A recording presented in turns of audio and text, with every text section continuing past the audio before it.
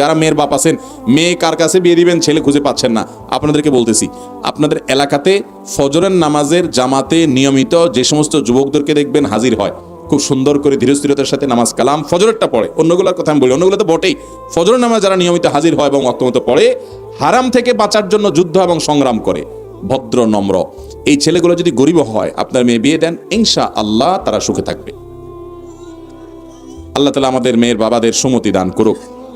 এই যে যুবকরা এত ঠিক ঠিক করতেছে, এরা বিয়ের জন্য বেচারারা মানে বেকারার হয়ে আস, এই ছেলেদের আল্লাহ তাআলা একটা হালাল ব্যবস্থা করে দেখ, এবং মেয়ের বাবাদের দিলটা আল্লাহ তাআলা নরম করে দেখ।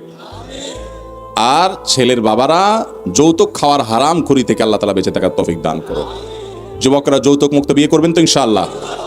ইনশাআল্লাহ। এই মজলিসে যদি কেউ যৌতুক মুক্ত বিয়ে করতে চান চলে আসতে পারেন, আমার কোনো পয়সা দেওয়া লাগবে না, ফ্রি পড়াই দেবো বিয়ে। আসেন নি কেউ?